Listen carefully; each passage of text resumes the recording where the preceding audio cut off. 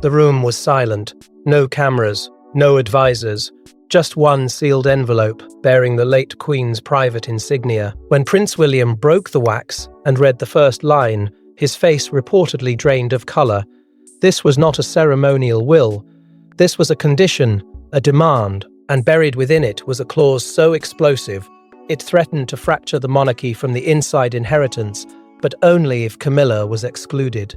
Before we go deeper into what this really means for the royal family, make sure to subscribe so you don't miss a single update. The reading itself was conducted with a level of secrecy usually reserved for matters of national security. Only senior legal counsel and William were present, sworn to silence under oath and tradition. There were no ceremonial speeches, no sentimental tributes. The atmosphere was clinical, almost cold. The document was thick, carefully structured, and unmistakably deliberate. Every sentence carried weight, every paragraph felt measured, and as the words unfolded, it became clear that this was not simply the Queen distributing her personal wealth, it was the Queen shaping the monarchy from beyond her lifetime. William reportedly expected guidance, perhaps symbolic gestures of unity. Instead, he encountered precision. The will was strategic, almost surgical in tone. Assets were tied to responsibilities, privileges were tied to principles. And then came the clause, the exclusion clause, direct, unambiguous. Certain estates, discretionary trusts, and advisory authorities would pass to William, but only under one condition. Camilla must be formally excluded from specific royal roles tied to those assets, not adjusted, not gradually transitioned, excluded. For a moment, disbelief settled in. This was not about money alone. It was about influence, presence, and power. The Queen had drawn a line, and William understood instantly that this was a line that could not be erased without consequence. The silence in that room was heavy, stretching far longer than anyone anticipated. Legal counsel waited for acknowledgement, but William said little. He read the clause again and again. Beneath the formal language lay something deeper, a warning, perhaps even foresight. The Queen had ruled for decades, weathering scandals, divisions, and personal heartbreak. She had seen how perception could shape destiny, and now, in this final act, she appeared to be guarding something fiercely, the long-term stability of the crown. There were subtle phrases suggesting that unresolved tensions could weaken future leadership. It felt less like punishment and more like protection. But protection from what? William's thoughts must have raced in conflicting directions. He was a grandson, honoring his grandmother's last command. He was also a son whose father now shared his life with the very woman named in this condition. Duty collided with loyalty. Acceptance meant enforcing a boundary that would inevitably strain family bonds. Rejection meant disregarding the Queen's final directive. There was no simple path forward, no comfortable compromise waiting in the margins. Even more unsettling were early whispers that this clause had been carefully shielded from Charles prior to the Queen's passing. If true, it meant the decision had been calculated and personal. The Queen had chosen the moment of revelation deliberately. She had entrusted the future, not just to William's title, but to his judgment. And that trust carried a burden heavier than any jeweled crown. As the meeting concluded and the document was sealed once more, the monarchy felt different, shifted, unsettled. One paragraph had changed everything. What had once seemed like a natural continuation of royal tradition was now a test of courage and conviction. The inheritance was not a gift, it was a crossroads. And standing at that crossroads was a future king who now understood that the crown he would one day wear had just been redefined by a single, uncompromising condition.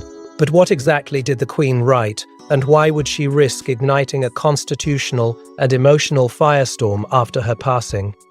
It wasn't a vague suggestion. It wasn't symbolic language. The Queen's will allegedly contained a crystal-clear condition. Certain royal assets, trusts, and symbolic powers would pass to William only if Camilla was formally and permanently excluded from specific royal authorities. Not sidelined, not reduced, excluded. The gravity of that word echoed like thunder inside palace walls. What did exclusion actually mean?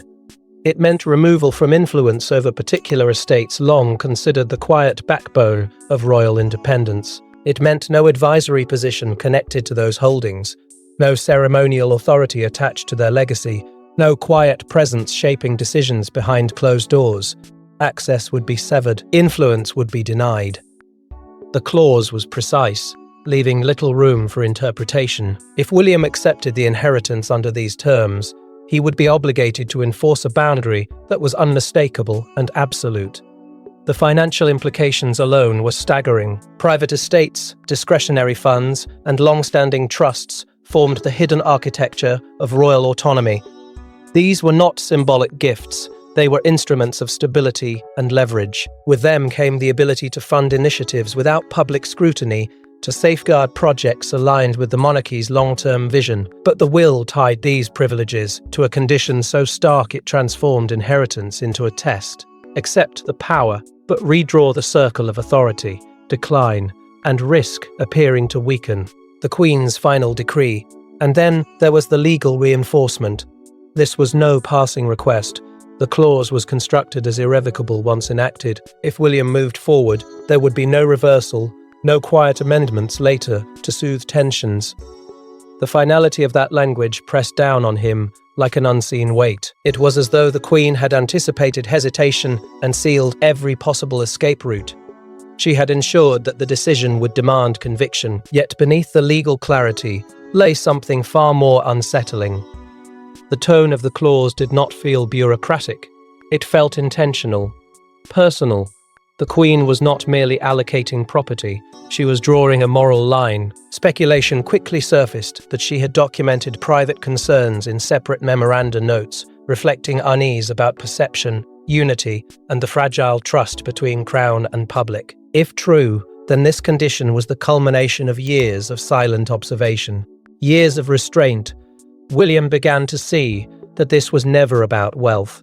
It was about legacy. The monarchy he would inherit could not be burdened by unresolved tensions or divided loyalties. The Queen, in her final act, appeared determined to secure what she believed was a cleaner path forward, but securing it required him to make a choice that would reverberate through his family. Inside palace corridors, unease spread quickly. Advisors spoke in hushed tones. Some feared the optics of exclusion would ignite controversy. Others believed ignoring the clause would be seen as betraying the Queen's foresight. Alliances shifted subtly, not through dramatic declarations, but through quiet recalculations of loyalty. The monarchy thrives on perception, and perception was already beginning to fracture. William remained composed outwardly, but internally the implications spiraled. To accept the inheritance was to implact. The inheritance was to entair, race authority strengthened by sacrifice. To reject it was to risk appearing uncertain at a moment demanding decisiveness. The Queen had placed the future squarely in his hands, and with it, a challenge that would test his resolve more than any public ceremony ever could. As William sat absorbing the weight of those words, one question burned louder than the rest. Why would his grandmother draw such a hard line against Camilla? For years, the public saw unity, smiles, carefully orchestrated appearances, but behind palace doors, relationships were far more complex. The Queen had mastered restraint, yet restraint does not mean approval.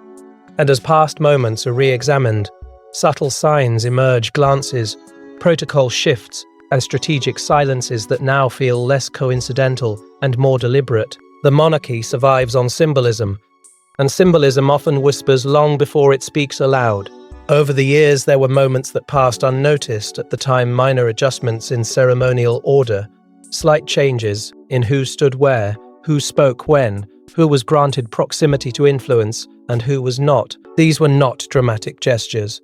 They were precise calibrations. In a system built on hierarchy and tradition, even a small alteration carries weight. And looking back now, those alterations feel less like routine protocol and more like quiet signals. There were seating arrangements that subtly shifted lines of visibility and prominence. Certain events where presence was acknowledged, yet authority was not fully shared. Occasions where endorsement seemed measured rather than wholehearted. None of it caused headlines then. The Queen understood optics better than anyone alive. She would never risk overt division, but she also understood positioning, how to protect the institution without igniting public speculation. At the heart of it all was her unwavering instinct to guard the monarchy's future. She had witnessed crises that nearly destabilized the crown. She had seen how personal relationships, once entangled with public perception, could weaken trust. Stability was her guiding principle, not comfort, not sentiment. Stability. If she sensed a vulnerability, she did not confront it publicly. She contained it, managed it, prepared for it. And perhaps, over time, she began drafting contingencies that extended far beyond her reign. There were alleged private conversations, never confirmed but persistently whispered about in royal circles. Concerns expressed about how public trust must remain unshaken in the next generation, warnings about unresolved narratives lingering in the background. Reflections on how future leadership must not inherit distractions from the past. If these conversations occurred, they paint a picture of a monarch thinking decades ahead, measuring risks not in months but in an eras. William, more than most, understood the fragility of family unity under public scrutiny. His childhood had unfolded under relentless attention. He had felt the fractures firsthand. The tension between duty and emotion was not theoretical to him, it was lived experience. That sensitivity made him acutely aware of how perception can spiral into crisis. The Queen knew this about him. She knew he valued cohesion, but also clarity. If she entrusted him with a conditional inheritance, it was because she believed he could carry both strength and restraint without collapsing under pressure. The deeper one looks, the more it seems this clause was not written impulsively. It feels deliberate, perhaps even inevitable, a culmination of observations gathered quietly over years. A safeguard, drafted not in anger, but in calculation. The Queen's life was defined by endurance. She did not act hastily. If she chose to draw a line in her final testament, it suggests that line had been forming in her mind for a very long time. And that realization changes everything, because if this condition was years in the making, then it was not a reaction. It was a strategy, not a moment of emotion, but a carefully timed release, which raises a far more unsettling possibility that the Queen knew precisely when and how this revelation would surface, and exactly who would be forced to carry its consequences. If this clause had been forming in her mind for years, then its timing revealed only after her passing was no accident. Imagine standing at the crossroads of loyalty and legacy. On one side, your father. On the other, your grandmother's final directive. For Prince William, this was not political theatre, it was personal. Accepting the inheritance meant triggering a seismic shift in royal hierarchy. Rejecting it meant defying the Queen's dying wish. There was no neutral ground. The weight of that reality pressed in from every direction. As heir, William had been trained his entire life to think beyond emotion, to prioritize institution over impulse. But he was also a son. A son who understood that enforcing the clause would inevitably wound his father, not in public spectacle, but in private trust. The monarchy teaches restraint, yet restraint offers little comfort when every option carries loss. The decision before him was not framed in applause or approval. It was framed in sacrifice. The inheritance itself was far more than estates and financial authority. It symbolized guardianship of continuity, of credibility, of the crown's moral standing. The Queen had not simply passed down wealth, she had handed him a test of resolve. By tying that guardianship to exclusion, she had forced him to confront the uncomfortable truth that leadership sometimes demands separation. Accepting the condition meant redefining internal boundaries, declining it mayor, and weakening the very authority she had fought decades to preserve. There was also the shadow of exposure. If news of the clause became public before a decision was reached, the narrative could spiral, speculation would grow unchecked, headlines would sharpen divisions. William knew that hesitation might appear as indecision, and indecision at the top of the monarchy invites instability. The crown survives on clarity. Even silence must feel deliberate. And yet, how could clarity emerge from a choice that fractured family lines? In these quiet hours of contemplation, Catherine reportedly became his calm center, not as strategist, not as political operator, but a steady presence. She understood both the personal and the institutional stakes. She knew what it meant to balance loyalty with long-term vision. Those close to the inner circle suggest she did not push him toward one direction. Instead, she reminded him of who he was, of the values he carried, of the responsibility he had embraced long before this clause surfaced. In moments of doubt, that reminder mattered. William also recognized that delay itself was dangerous. The longer the clause lingered unresolved, the more fragile the structure around it became. Advisors would speculate, loyalties would strain. The monarchy cannot afford prolonged uncertainty at its core. If he acted too quickly, he risked appearing cold. If he waited too long, he risked eroding confidence. The path forward demanded speed without recklessness, conviction without cruelty. Above all, there was the unspoken awareness that history was watching, not through cameras or public commentary, but through the enduring record of decisions that shape reigns.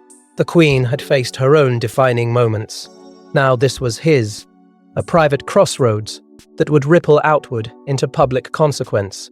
He could feel the gravity of generational expectations settling, onto his shoulders, heavy but clarifying.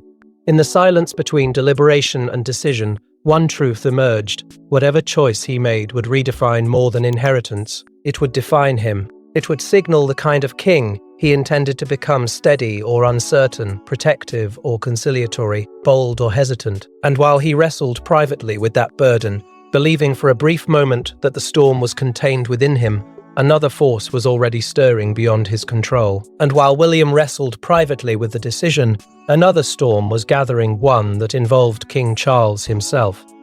When King Charles was informed of the clause, insiders described the atmosphere as electric. This was no minor administrative detail, it was a direct condition affecting his wife's role within the institution he now led. A clause written by his own mother, a demand that forced him to confront the past, the present, and a potentially divided future in one devastating moment. At first, there was disbelief. Charles reportedly asked for the document to be reviewed again, line by line, as if repetition might soften its meaning. Surely there had been nuance lost in interpretation, surely Excluded carried flexibility. But the language was firm, it did not tremble, it did not imply, it instructed, and with each confirmation from legal counsel, the reality settled deeper. This was authentic, deliberate, and binding. For a man who had spent a lifetime navigating public storms, this was different.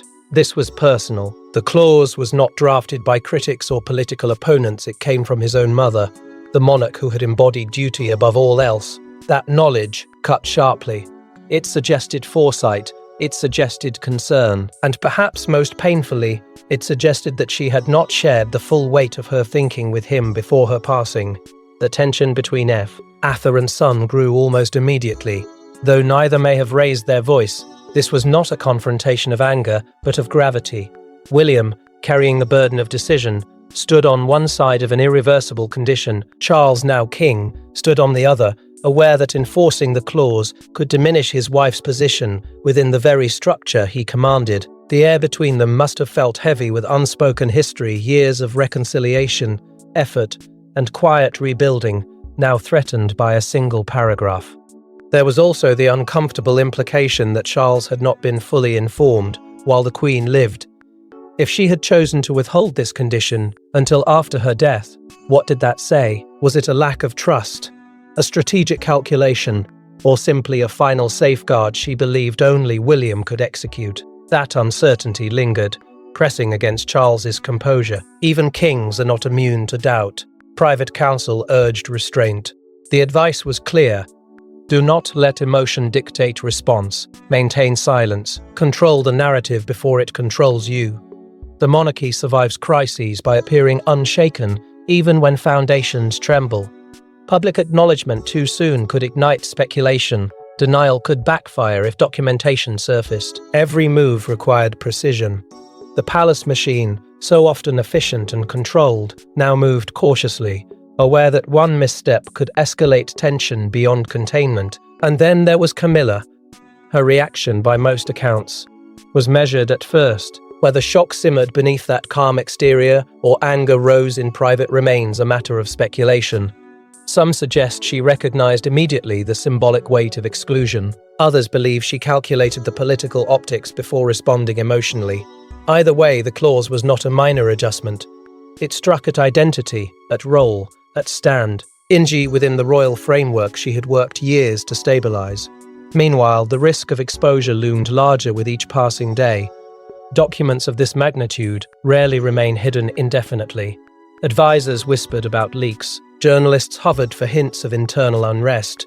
The public, ever attuned to royal undercurrents, would not ignore signs of division if they surfaced. Charles understood that managing perception was as critical as managing reality. But beneath strategy and restraint, one unavoidable truth pulsed steadily. The Queen had drawn a boundary that now demanded enforcement or defiance. And whichever path was chosen, the monarchy would not emerge unchanged. Yet even as tensions rose behind palace gates, the real question became unavoidable: what exactly would exclusion look like in practice? Exclusion is not symbolic, it's structural. If enacted, it would reshape ceremonial authority, charitable oversight, and influence networks cultivated over years. This wasn't just about inheritance, it was about erasing a footprint from key corridors of power. And within those corridors, alliances began to shift almost immediately. To exclude someone at this level is to redraw the architecture of influence. Councils tied to private estates would need reconstitution. Advisory roles connected to long-standing trusts would require reassignment. Invitations to strategic briefings would quietly change.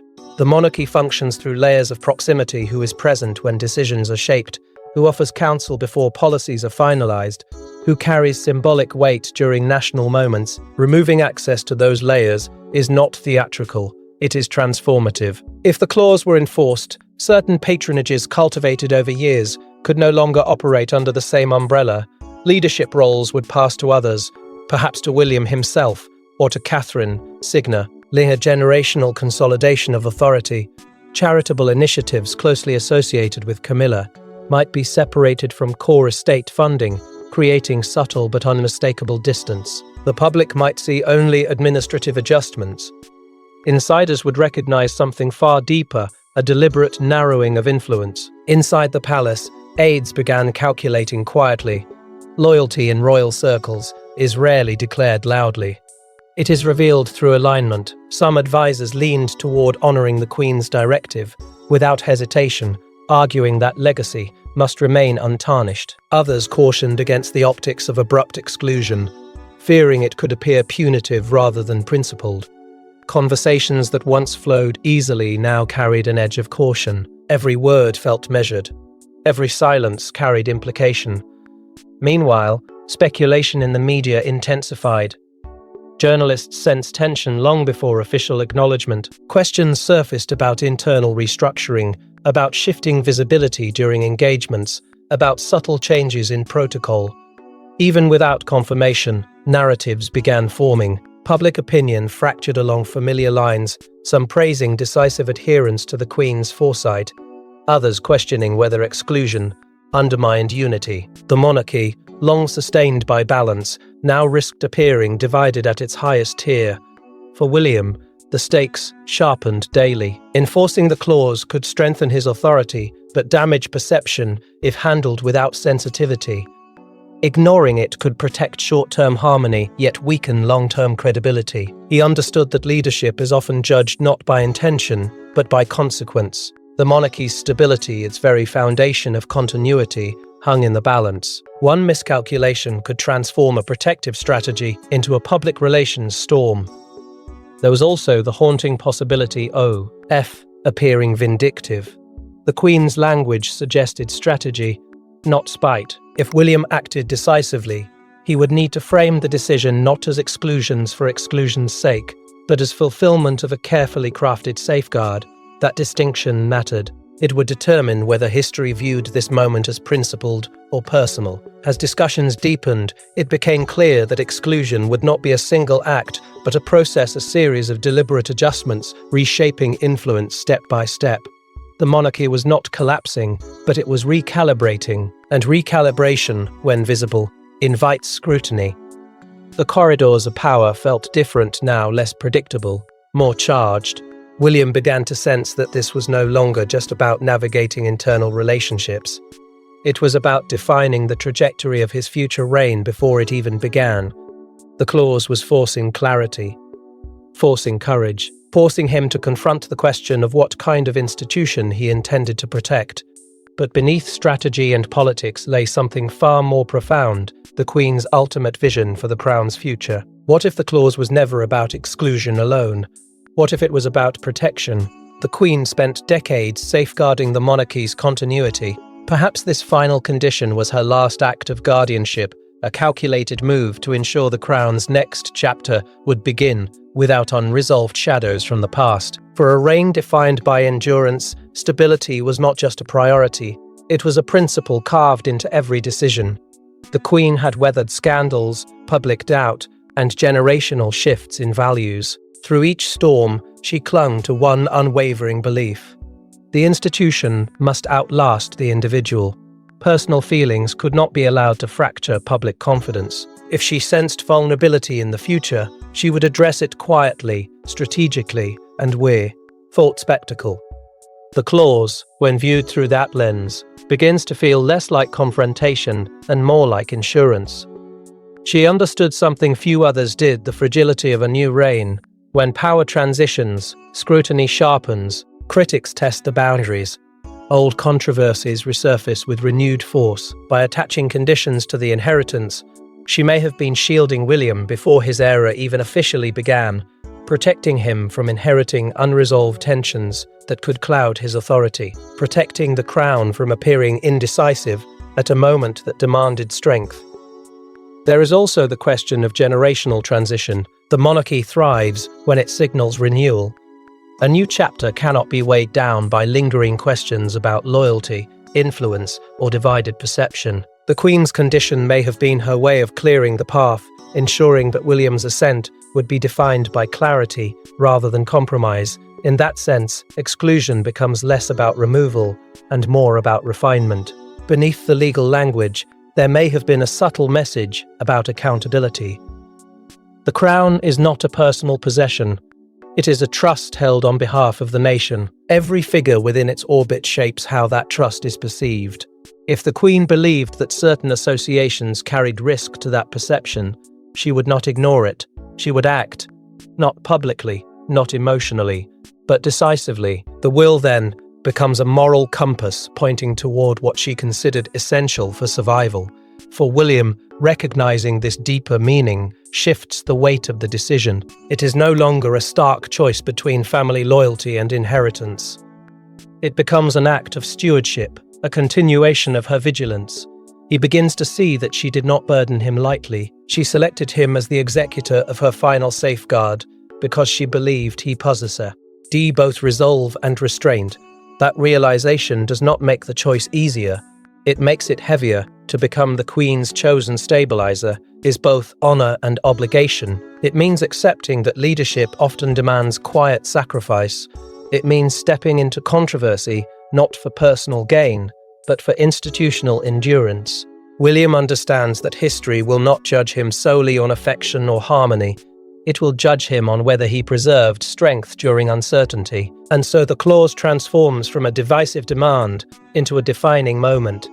A final lesson from a monarch who ruled with patience and foresight. The question is no longer why she wrote it. The question is whether he has the courage to uphold it. And so, with legacy clarified and pressure mounting, the final decision loomed closer than ever. There are moments in history when a single choice redraws the future. For Prince William, this was that moment. Accept the inheritance and enforce the clause, risking rupture, or reject it and weaken the authority of the Queen's final word. The silence before his decision was deafening, and the consequences would echo for generations. In the end, hesitation gave way to resolve. William chose alignment with the Queen's directive, not impulsively, not triumphantly, but deliberately. The inheritance would be accepted under the exact terms written. The clause would stand. It was not framed as punishment, nor as rebellion. It was presented as fulfillment of a final instruction from a monarch whose life had been defined by discipline. And with that decision, the balance of power subtly shifted. The legal execution followed swiftly. Documents were finalized. Signatures were secured. Advisory councils tied to the estates were formally restructured. Roles previously assumed were quietly reassigned. It was methodical, almost restrained, yet its impact was unmistakable. The clause was no longer theoretical, it was active. And in activating it, William signalled that the Crown's continuity outweighed personal discomfort. For Charles, acknowledgement came with visible gravity. He did not publicly challenge the move. To do so would have meant undermining the very authority he inherited from his mother. Yet acceptance carried its own strain. A king must project unity, even when unity feels complicated. Behind closed doors, conversations were said to be tense but measured. The father in him wrestled with emotion. The monarch in him recognized inevitability. Camilla, for her part, maintained composure in public. Appearances continued. Engagements were fulfilled, but the recalibration was impossible to ignore. The absence from certain strategic roles spoke louder than any announcement. Allies watched closely.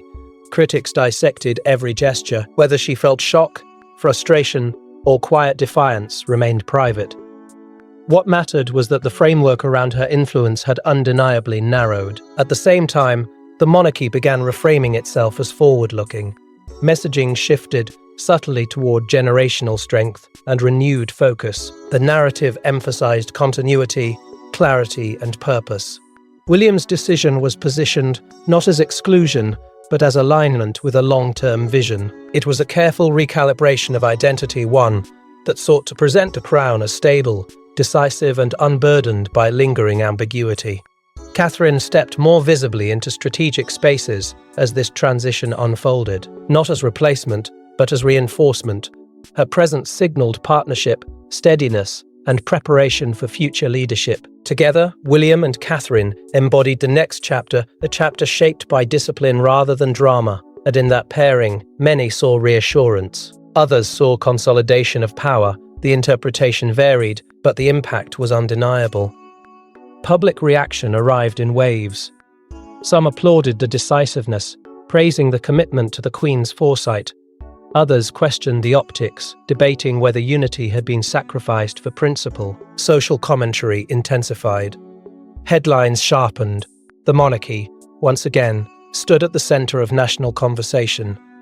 Yet beneath the noise, a quieter reality took hold. A line had been drawn, and it would not be erased. William's choice had not shattered the institution. It had reshaped it. The clause that once hovered as a potential fracture now stood as a defining pivot. Whether history would judge it as bold preservation or calculated risk remained uncertain. What was certain was that the monarchy had entered a new phase, leaner, clearer, and undeniably altered by one man's willingness to uphold a final command. But even after the decision was made, one question lingered: had this bold move healed the monarchy, or merely set the stage for its next reckoning? The Queen's final clause did more than distribute assets. It forced truth into the open. It exposed fractures, tested loyalties, redefined succession not through ceremony, but through courage. As the monarchy recalibrates, one reality remains undeniable.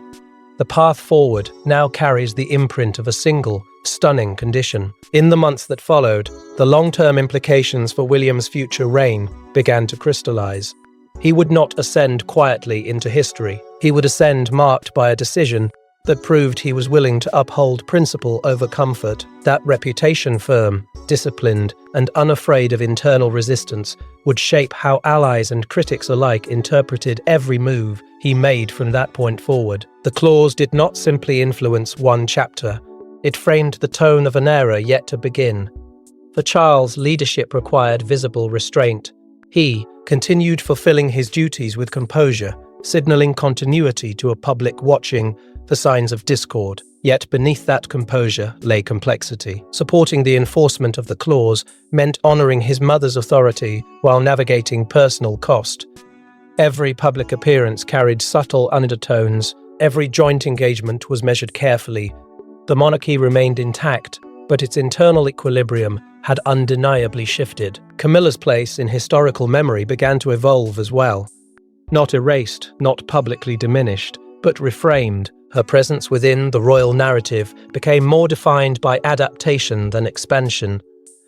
Where once her influence appeared to be steadily consolidating, it now seemed recalibrated. History can be unkind or nuanced, depending on perspective, and this moment ensured that her legacy would forever be tied to the Queen's final stipulation. Meanwhile, the public's trust moved through stages of shock, debate, and gradual reassessment. Some admired the decisiveness, interpreting it as proof that the monarchy remained governed by principle rather than personal alliances. Others questioned whether unity had been compromised in the process, but as time passed, one pattern became clear. Clarity often restores confidence. The absence of prolonged uncertainty signaled strength. The institution did not fracture, it adapted. The Queen's legacy, if anything, grew stronger through the boldness of her foresight. In death, she demonstrated the same steadiness that defined her reign. She did not leave chaos behind her.